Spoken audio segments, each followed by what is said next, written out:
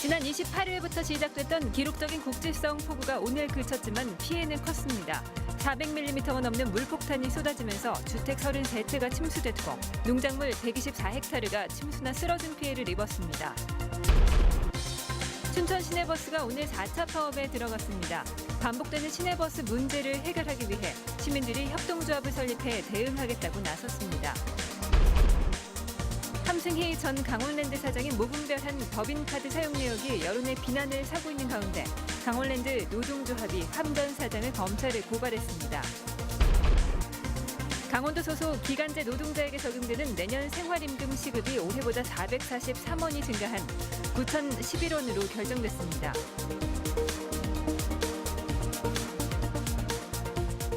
시청자 여러분 안녕하십니까? 지난 28일부터 사흘 동안 기록적으로 쏟아졌던 영서 중북부 지역의 폭우가 오늘 새벽 모두 그쳤습니다. 최대 400mm가 넘는 물폭탄이 쏟아지면서 도로와 농경지가 물에 잠기는 등 피해가 컸습니다. 백승호 기자가 폭우 피해 현장을 둘러봤습니다.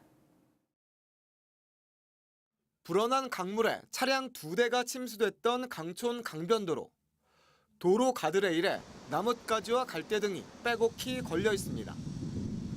강변도로가 물에 완전히 잠기면서 물속에 있던 부유물들이 도로를 뒤덮었습니다. 복구를 위해서는 이런 부유물들을 일일이 손으로 제거할 수밖에 없는 상황입니다. 도로 아스팔트도 군데군데 뜯겨져 나갔습니다. 가드레일은 물의 힘을 이기지 못하고 엿가락처럼 휘었습니다.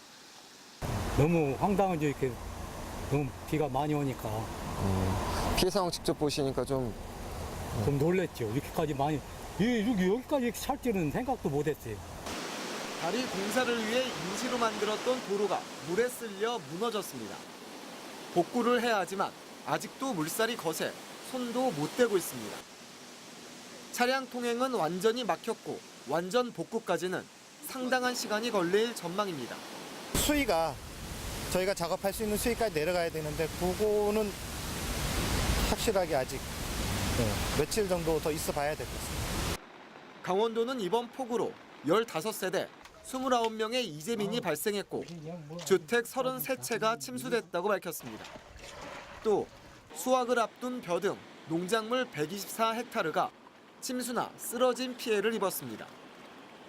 사흘 동안 내린 400mm의 기록적인 폭우가 강원도에 큰 상처를 남겼습니다. MBC 뉴스 백소입니다. 춘천 시내버스가 오늘 또다시 파업에 들어갔습니다. 벌써 4번째입니다. 반복되는 대중교통 문제에 그동안 노사와 춘천시만 개입해왔는데 시민들이 직접 나서서 풀어보겠다며 협동조합 설립을 선언했습니다. 강화길 기자입니다. 춘천 시내버스가 4차 파업에 들어갔습니다. 90개 노선 중 58개만 정상 운행됐습니다. 파업 보니까 너무 불편해요. 빨리 해결됐으면 좋겠어요. 네. 운행이 중단된 32개 노선에는 34대 전세 버스가 투입됐습니다. 시에서 그걸 집어넣었다 그러는데 그때 그냥 빼먹은 게 덜어 있어가지고 시간에 딱 오니까 없어요 차가. 58명의 공무원이 전세 버스에 타서 승객들에게 노선과 탑승 안내를 도왔습니다. 춘천시는 시장 명의의 호소문을 내고 회사가 법정 관리 중인 상황에서 파업은 시민들의 공감대나 지지를 받기 어렵고 상황을 악화시킬 것이라고 우려했습니다. 좀처럼 해결 기미를 찾지 못하는 춘천 시내버스 문제를 해결하기 위해서 춘천 시민들이 직접 나섰습니다. 대안으로 떠오른 건 협동조합입니다. 이들은 시민의 정부라고 주장하지만 춘천 지역 대중교통 문제에 있어 당사자인 시민은 늘 배제돼 왔다고 꼬집었습니다. 이에 따라 10,000명의 조합원 모집을 목표로 다음 주 협동조합을 창립하고 협상 당사자로 나서 춘천시와 담판을 짓겠다고 밝혔습니다. 시 정부도 예산도 고려하고 산하 노측은 자신들의 어떤 이해관계 속에서 계속 돌아가고 있는 듯한 인상밖에 받을 수가 없다는 말이거든요. 그래서 이들은 앞으로 논의될 시내버스 준공용제와 공용제 운영 방식에도 적극적으로 개입해 시민의 권리를 찾겠다고 선언했습니다. MBC 뉴스 강화길입니다. 함승희 전 강원랜드 사장의 무분별한 법인카드 사용 내역이 도마에 오른 가운데 지역사회의 비난이 이어지고 있습니다. 강원랜드 노동조합은 회사의 명예와 신뢰를 실추시켰다며 함승희 전 사장을 검찰에 고발했습니다. 홍한표 기자입니다.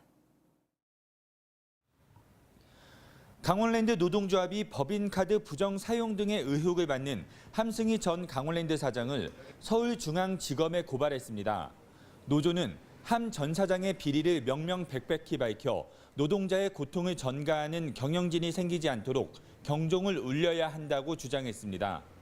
경영진들이 다 버려놓은 상황들 갖다가 고스란히 저희 직원들이 피해를 받고 있는 상황인 거잖아요. 강원랜드 신뢰도가 그런 걸로 인해서 저희가 엄청나게 좀 하락이 되는 상황이란 말이에요. 함승희 전 사장의 법인카드 사용 내역은 계속 도마에 오르고 있습니다.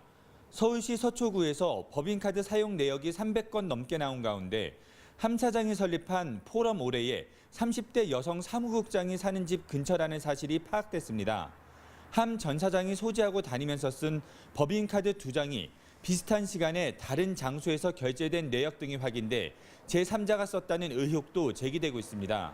카드가 여러 장이 사용되고 보니까 좀 관리 감독이 잘 되지 않았다. 개인적으로 사용되었다면 그 용처를 분명히 밝혀서 법적인 책임을 져야 된다. 여기에 함 전 사장의 재직 기간 중 본인이 설립한 연구기관의 강사들을 초청하는 등 외부 강의료만 7,600만 원 넘게 지급돼 파장은 더욱 커지고 있습니다. MBC 뉴스 홍한표입니다. 양양군은 강원도에서 유일하게 경찰서와 교육지원청이 없는 지자체입니다. 최근 양양경찰서 신설 계획이 추진됐는데 정부 예산협의 심사를 통과하지 못해 무산될 위기에 처했습니다. 김형호 기자입니다. 지난해 양양군에서 발생한 범죄 건수는 모두 1,022건.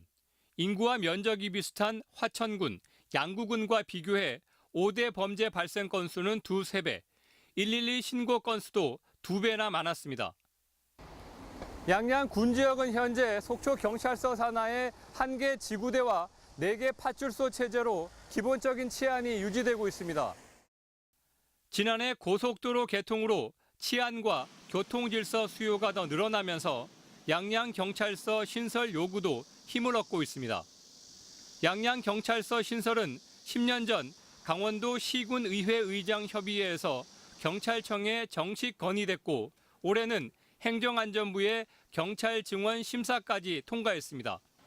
그런데 최근 기획재정부의 예산협의 심사에서 탈락하면서 주민들의 실망감이 커지고 있습니다. 관광 인구가 유동 인구가 상당히 엄청나게 늘어나고 있습니다. 치안 수요가 빨리 회복돼서 경찰서가 생기기를 희망합니다. 마지막 기대는 국회 내년도 예산안 심사 과정에서 양양경찰서 신설 예산을 어떻게 반영시킬 수 있느냐 하는 겁니다. 경찰서 건립하는 문제라든지 여러 가지 운영, 집기 이런 부분에 대한 예산 그런 게 이제 아직 통과가 기재부에서 이제 안 된 건데 기재부를 설득할 논리는 가지고 있어요.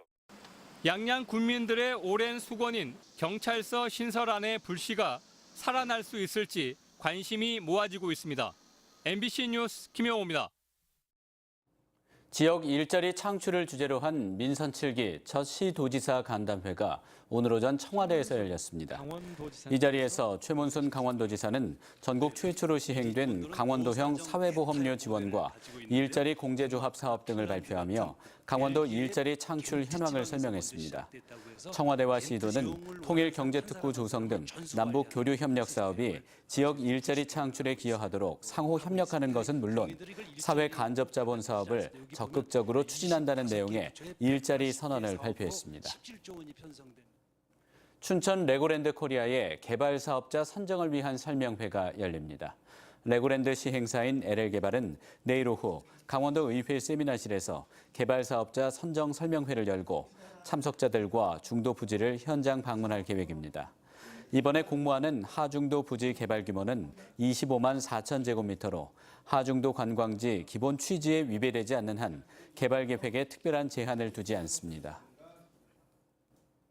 강원도 소속 기간제 노동자에게 적용되는 내년 생활임금 시급이 올해보다 443원 증가한 9,011원으로 결정됐습니다. 이는 지난 3일 고용노동부가 고시한 내년 최저임금 8,350원보다 661원 높은 금액입니다. 생활임금 적용 대상은 강원도청과 직속기관, 사업소에 근무하는 기간제 근로자 500여 명입니다. 강원대학교가 서울대, 인천대와 함께 남북교류 협력을 위해 손을 잡았습니다. 세 대학은 오늘 서울대에서 남북교류 증진과 한반도의 평화와 통일을 위한 연구, 사업 업무 협약을 체결했습니다. 세 대학은 앞으로 남북교류, 평화 통일 관련 인적 물적 자원 교환, 공동 학술 행사 개최, 공동 프로젝트 수행 등을 같이 하기로 했습니다.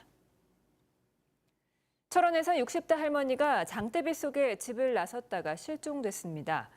철원 경찰서는 오늘 아침 7시쯤 철원군 갈마릅 지경리에 사는 69살 최모 할머니가 어제부터 연락이 안 된다는 최 씨 아들의 신고를 받았습니다. 경찰은 최 씨가 어제 아침 자신의 밭을 살피러 나갔다가 급류에 휩쓸렸을 가능성이 있는 것으로 보고 그 일대를 수색했습니다. 오늘 오후 3시 20분쯤 화천군 상서면 다목리의 한 도로에서 코란도 차량이 전복됐습니다. 이 사고로 운전자 64살 이모 씨가 머리를 크게 다쳐 병원으로 옮겨졌지만 숨졌습니다. 경찰은 정확한 사고 원인을 조사하고 있습니다. 철원 평야를 찾는 두루미와 재두루미가 서식지 보전 사업으로 크게 늘고 있습니다. 원주지방환경청에 따르면 철원 평야를 찾은 두루미가 2015년 1월 711마리에서 올해 1월 930마리로 늘어났고 재두루미는 2,400여 마리에서 3,900여 마리로 크게 늘었습니다. 지난 2015년 8월 지자체, 기업 등이 참여해 수확이 끝난 논에 물을 과도 잠자리를 제공하고 볏짚을 그대로 놓아도 먹이 섭식 공간을 제공하는 등 다양한 서식지 보호 사업을 펼친 결과로 분석됩니다. 원주지방국토관리청이 지난달 강원 지역 72곳의 건설 현장에 대해 시공 실태를 점검한 결과 59건의 위반 사항이 적발됐습니다.